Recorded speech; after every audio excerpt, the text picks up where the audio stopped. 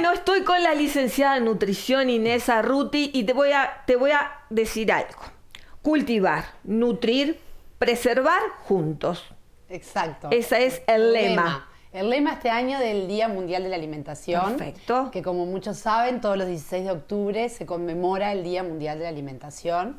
Hace 75 años, este año es el 75 aniversario. Esto comenzó en 1945, cuando se fundó la FAO. ¿tá?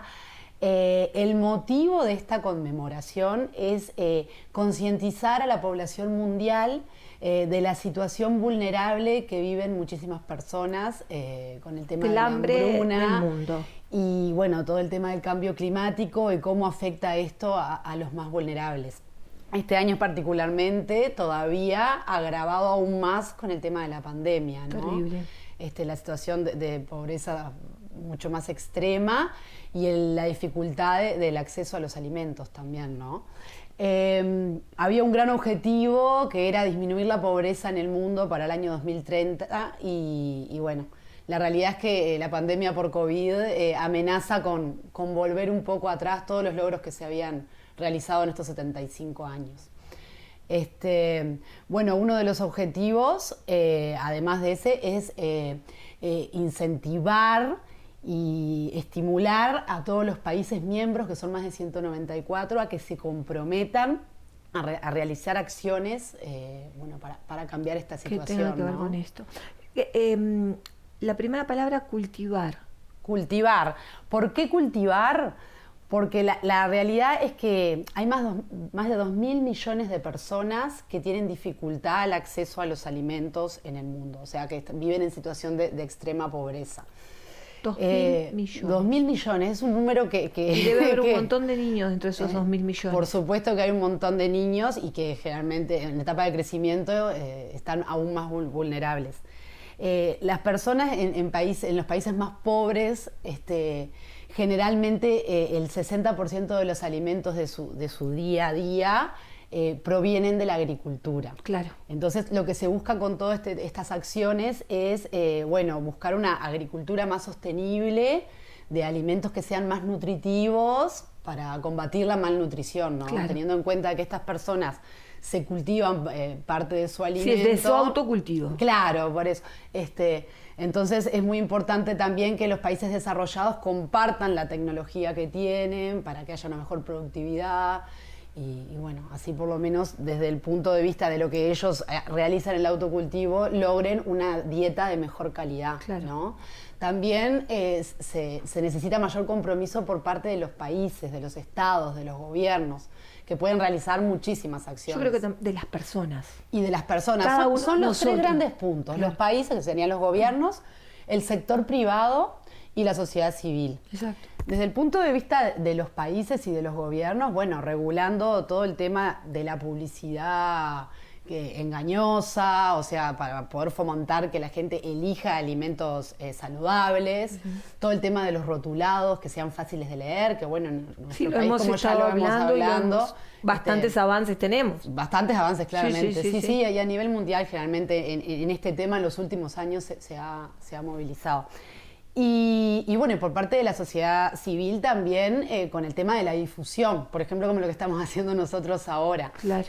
La FAO realiza una serie de materiales que están disponibles en internet, en la página, si pones Día Mundial de la Alimentación 2020, todos los años publican folletos, cartelería, algunos destinados a escuelas, otros para realizar charlas, y están disponibles para todo el mundo justamente para poder ampliar esa información y que llegue a más personas para generar así un mayor compromiso, ¿no? Claro.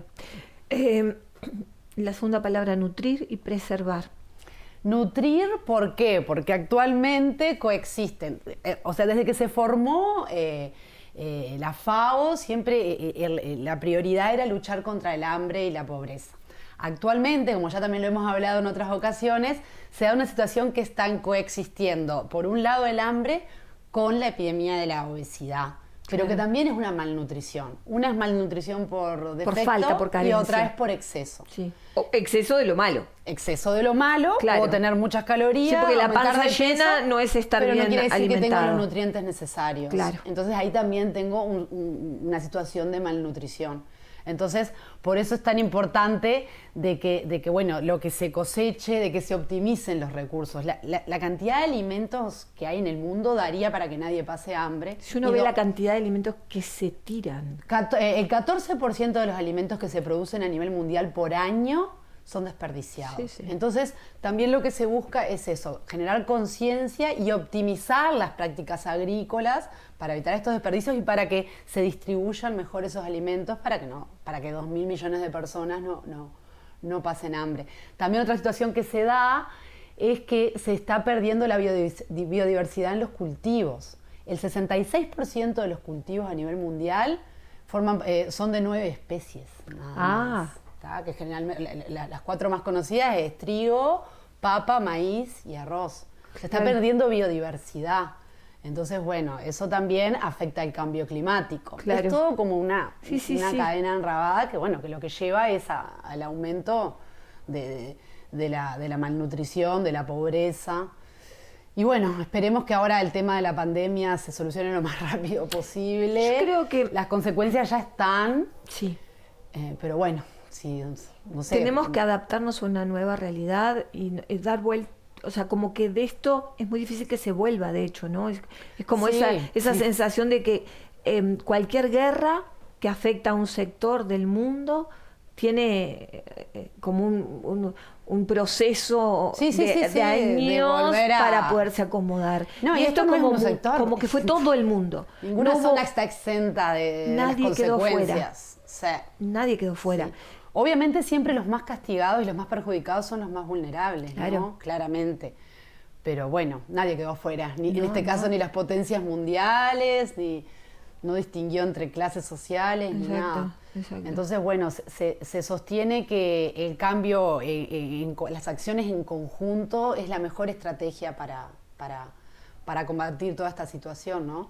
La FAO tiene más de 194 Estados miembros, así que bueno, si realmente hay un compromiso serio por parte de los políticos y de los gobiernos, se puede Tendría que haber cambiar. interés también, Inés. Y sí.